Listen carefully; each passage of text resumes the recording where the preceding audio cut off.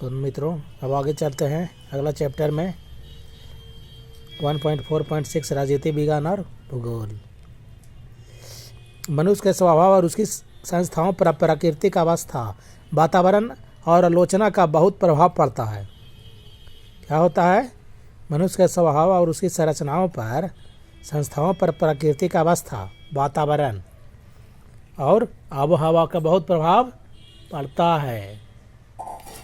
स्थान, भूक्षेत्र, पहाड़, समुद्र तथा अन्य भौगोलिक परिस्थितियों का जनता के चरित्र, राष्ट्रीय जीवन तथा राजनीतिक संस्थाओं पर काफ़ी प्रभाव पड़ता है। यानी कि वहाँ का जो भौगोलिक स्थिति है, जैसे पहाड़ है, समुद्र है, और भी जो भी वहाँ के लोग कैसे हैं, वहाँ के लोगों का दिनचर्या कैसा है, क्या काम करते हैं, नहीं करते हैं, राष्ट्रीय जीवन तथा राजनीतिक संस्थाओं का भी प्रभाव पड़ता है। वहाँ के यानी कि सभी चीज़ का मनुष्य पर प्रभाव पड़ता है। राजनीति विज्ञान और भूगोल के बीच का संबंध स्पष्ट करते हुए कई विद्वानों ने निम्न प्रकार इसका विश्लेषण किया है। तो इसका अर्थ यही हुआ कि राजनीति विज्ञान और भूगोल के बीच का संबंध स्पष्ट करते हुए कई विद्वानों ने निम्न प्रकार का इसका विश्लेषण किया। अरस्तु ने कहा है कि भूगोल के ज्ञान के बिना राजनीति के ज्ञान में वृद्धि नहीं हो सकती है। यानी भूगोल के बिना राजनीति के ज्ञान में वृद्धि नहीं हो सकता है। जहाँ बोंदा पहला आधुनिक लेखक था जिसने राजनीति और भूगोल के घनिष्ठ संबंध की चर्चा विशेष रूप से की।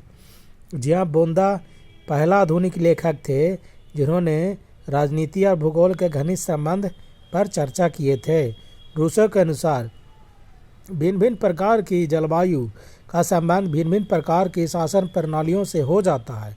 रूसो ने कहा था कि भिन्न भिन्न प्रकार की जलवायु का संबंध भिन्न भिन्न प्रकार की शासन प्रणालियों से हो जाता है। उसके अनुसार गर्म जलवायु निरंकुश शासन, शीतल जलवायु और समशीतोष्ण जलवायु श्रेष्ठ शासन पद्धति के अनुकूल होती है। उन्होंने कहा था कि जलवायु का भी प्रभाव पड़ता है मानव जीवन पर। गर्म जलवायु में रहने वाले लोग टायरानी होते हैं, निरंकुश शासन वाले होते हैं।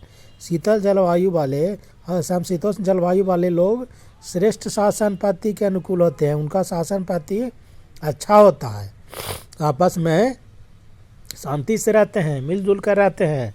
और गर्म जलवायु वाले निरंकुश होते हैं, जो मन होता है वो करते हैं, मनमानी करते हैं, मनमौजी करते हैं और एक दूसरे को सताते हैं, तंग करते हैं, मारपीट करते हैं और सब लोग परेशान रहते हैं, अशांत रहते हैं, शांति भंग हो जाती है।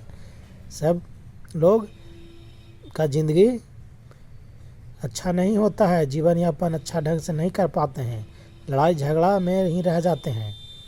मॉन्टेस्क्यू का भी यह मत है कि सरकार के विभिन्न रूपों एवं जनता की स्वतंत्रता का निर्धारण मौलिक वातावरण से प्रभावित होता है।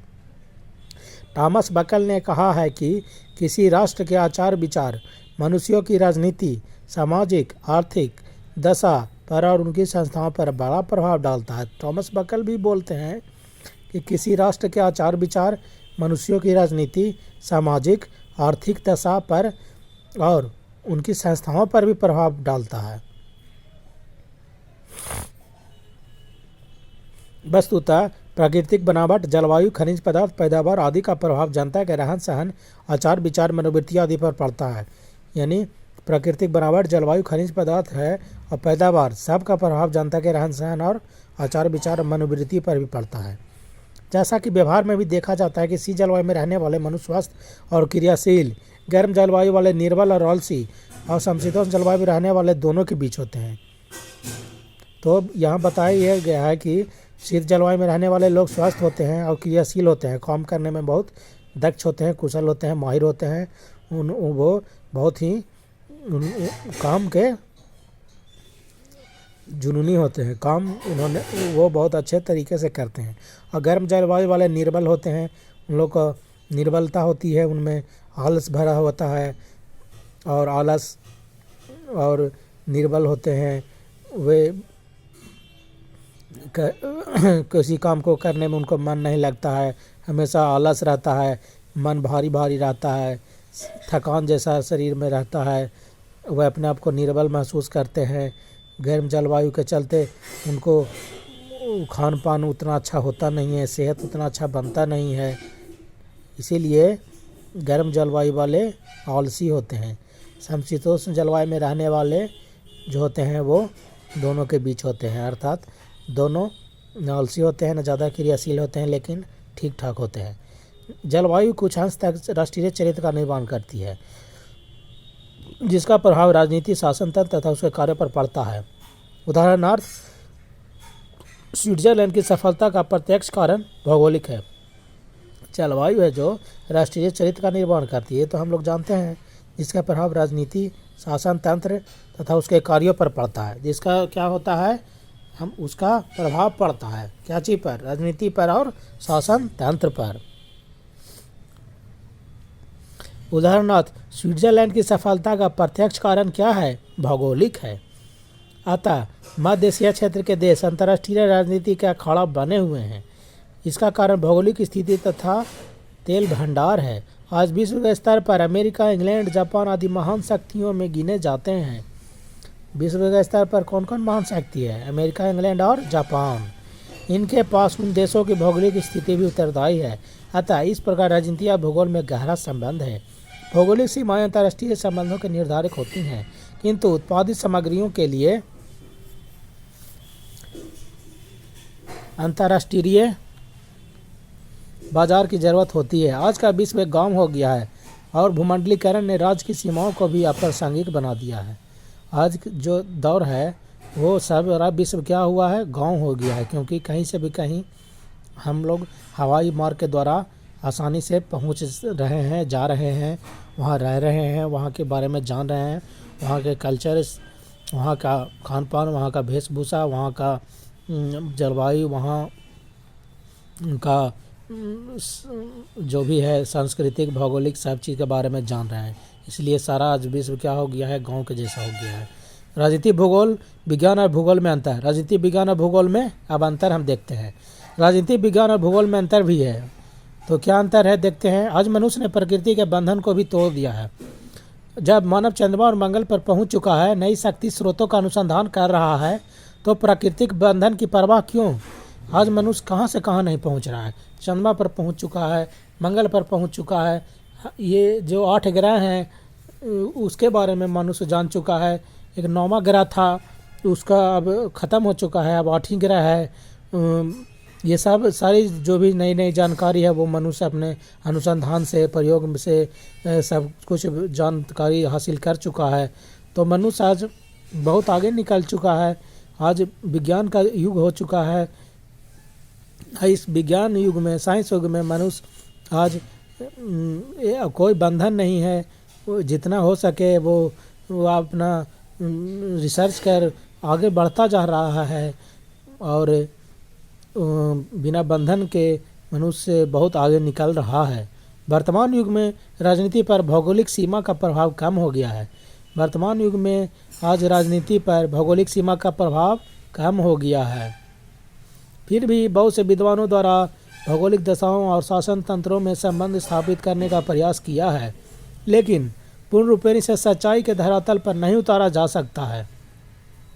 लेकिन कहा जाता है कि भौगोलिक दशाओं और शासन तंत्रों में संबंध स्थापित करने का प्रयास किया गया, लेकिन पूर्ण रूपेण इसे सच्चाई के धरातल पर नहीं उतारा जा सकता। अतः यह कहना पूर्ण सही प्रतीत नहीं होता है कि एक निश्चित युग में या प्राकृतिक बनावट के कारण शासन व्यवस्था या राजनीतिक व्यवस्था का स्वरूप कैसा होगा। लेकिन यह कहना अभी भी सही नहीं होगा कि निश्चित युग में प्राकृतिक बनावट के कारण शासन व्यवस्था, राजनीतिक व्यवस्था कैसा होगा, यह कह पाना भी मुश्किल है। यह ज्ञातव्य है कि भौगोलिक देशीय सीमा के आधार पर कौटिल्य ने मंडल सिद्धांत स्थापित किया था। दोनों विषयों में विषय वस्तु तथा अध्ययन की विधि में भी अंतर है। राजनीतिक विज्ञान एक मानवीय विज्ञान है, जबकि भूगोल एक भौतिक विज्ञान है। राजनीतिक विज्ञान क्या है, मानव से संबंधित विज्ञान है, जबकि भूगोल क्या है, भौतिक विज्ञान है। यानी भूगोल में हम किसका अध्ययन करते हैं, पूरे भौगोलिक स्थिति, पर्यावरण, देश, ये पृथ्वी के अवलोकन करते हैं। पूरा पृथ्वी पर जितने भी क्षेत्र हैं, भाग हैं, मौसम है, ये सब जलवायु है, ये सब किस में पढ़ना है, सब भौगोलिक स्थिति जो भी है सब भूगोल में पढ़ना है। समुद्र की स्थिति, तटीय, पहाड़, पर्वत जो भी है जो भी है सब सारा हम लोग किस में पढ़ते हैं, भूगोल में पढ़ते हैं। जो भी भारत की जो भारत नहीं पूरे विश्व की जो भी ज्योग्राफिकल जो भी इवेंट है, घटना है, घटनाक्रम है, इसके बारे में हम लोग पढ़ते हैं भूगोल में। राजनीति विज्ञान अनिश्चितता का विज्ञान है। राजनीति विज्ञान क्या है? अनिश्चितता। तो भूगोल एक निश्चितता का विज्ञान है। राजनीति विज्ञान आदर्श परक विज्ञान है। तो भूगोल तथा एक तथ्य परक विज्ञान है, यानी राजनीति विज्ञान आदर्शों पर आधारित है ना। नीतिगत है, राजनीति है नीति का, जिसमें नीति शास्त्र का वर्णन होता है। हम पहले बता चुके हैं आपको, ये नीति शास्त्र है राजनीति विज्ञान।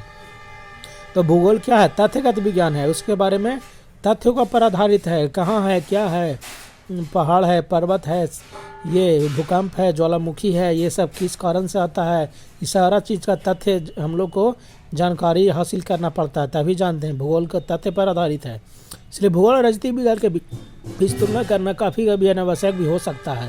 इसलिए भूगोल और राजनीति विज्ञान का हम लोग तुलना करना अनावश्यक भी हो सकता है, नहीं होता है, अनावश्यक हो जाता है।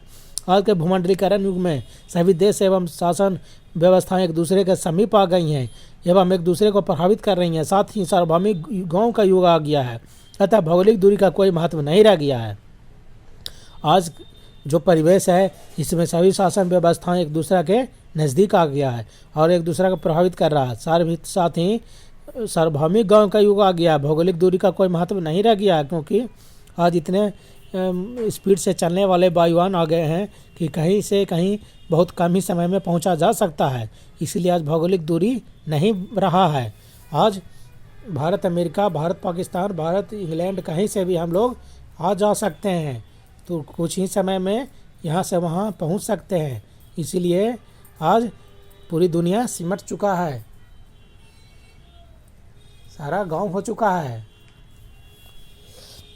जहाँ तक राजनीति शास्त्र का समाज विज्ञान की अन्य शाखाओं के साथ घनिष्ठ संबंध का प्रश्न है, तो यह कथन सर्वथा सत्य है कि राजनीति विज्ञान तथा इतिहास परस्पर निर्भर हैं। राजनीति विज्ञान इतिहास में है निर्भरता, लेकिन इसमें निर्भरता उतना नहीं है। ये दोनों एक दूसरे के ऋणी भी हैं, फिर भी दोनों में उद्देश्य क्षेत्र तथा अध्ययन पद्धति की दृष्टि में अंतर है। इस प्रकार राजनीति विज्ञान तथा मनोविज्ञान के मध्य भी पारस्परिक निर्भरता है। इसलिए राजनीति विज्ञान और मनोविज्ञान के बीच भी मध्य पारस्परिक निर्भरता है, यद्यपि दोनों में पर्याप्त अंतर भी है। आधुनिक परिप्रेक्ष्य में दोनों की पारस्परिकता तेजी से बढ़ रही है। राजनीति शास्त्र तथा समाजशास्त्र में भी निकट का संबंध है। राजनीति शास्त्र और समाजशास्त्र में भी कहता है निकट का संबंध है, क्योंकि समाजशास्त्र अलग है और भूगोल अलग है। समाजशास्त्र जिसमें समाज के बारे में हम लोग पढ़ते हैं, समाज हम लोग का जितना भी सोशल जो मनुष्य है उसके बारे में पढ़ना है, उसका नैतिक अनैतिक कार्यों के बारे में पढ़ते हैं, सही गलत कार्यों के बारे में पढ़ते हैं। दोनों ही विषय एक दूसरे के पूरक हैं। दोनों में विस्तार, प्राचीनता, विधि, उद्देश्य, विवेचना, पाठ्य आदि में अंतर भी है। पुनः राजनीति विज्ञान तथा अर्थशास्त्र में भी घनिष्ठ संबंध है, राजनीति विज्ञान और अर्थशास्त्र में भी संबंध है। आधुनिक परिप्रेक्ष्य में दोनों एक दूसरे के संबल प्रदान करते हैं, यानी एक दूसरे को संबल प्रदान करते हैं, बल प्रदान करते हैं। संबल का अर्थ हुआ बल, दोनों एक दूसरे को बल प्रदान करते हैं, दोनों एक दूसरे के साथ जुड़े हुए हैं। नीति शास्त्र एवं राजनीति विज्ञान के मध्य भी घनिष्ठ संबंध है। नीति शास्त्र राजनीति विज्ञान में घनिष्ठ संबंध है, जो हम आपको पहले बता चुके हैं कि नीति शास्त्र होता है जिसमें नीति, सही गलत, अच्छाई बुराई, व्यवहार, ये सब का अध्ययन करते हैं हम लोग। भूगोल एवं राजनीति विज्ञान के बीच संबंध का प्रत्यक्षीकरण तो भूमंडलीकरण के युग में और भी महत्वपूर्ण है। यहाँ पर कहा जा रहा है कि भूगोल एवं राजनीति विज्ञान के संबंध का प्रत्यक्षीकरण तो भूमंडलीकरण के युग में और भी महत्वपूर्ण है। यानी भूमंडलीकरण के युग में क्यों महत्वपूर्ण है? क्योंकि भूमंडलीकरण में भूगोल में क्या होता है कि भूगोल है जो भूमंडलीकरण होता है। भूगोल में यानी राजनीति करने के लिए भूमंडल का भी ज़रूरी है। हम जान चुके हैं, आगे के चैप्टर में आपको बताएंगे कि भूगोल के लिए क्या चाहिए। किसी भी भौगोलिक स्थिति के लिए, किसी भी सरकार को गठन करने के लिए, देश के लिए क्या होना चाहिए, उसके पास एक संप्रभुता भी होनी चाहिए। संप्रभुता होनी चाहिए, उसका अपना संविधान होना चाहिए। यही अगर नहीं है तो वो कोई भी राज्य का दर्जा उसको नहीं मिल सकता उस क्षेत्र को। इसलिए भौगोलिक और राजनीति दोनों एक दूसरे से बहुत इस तरह से भी बहुत ज़्यादा संबंध स्थापित करता है। तो ठीक है, हम ये अध्याय समाप्त हो गया है। अब आप इसको बार बार रिवाइज करते रहें और इसको पढ़ते रहें। और अगर अच्छा लगे तो लाइक करें, शेयर करें, सब्सक्राइब करें। चलिए अब इसी के साथ ये चैप्टर ख़त्म हो गया है। अब सवाल जवाब क्वेश्चन आंसर होगा। तब तक के लिए जय हिंद, जय भारत।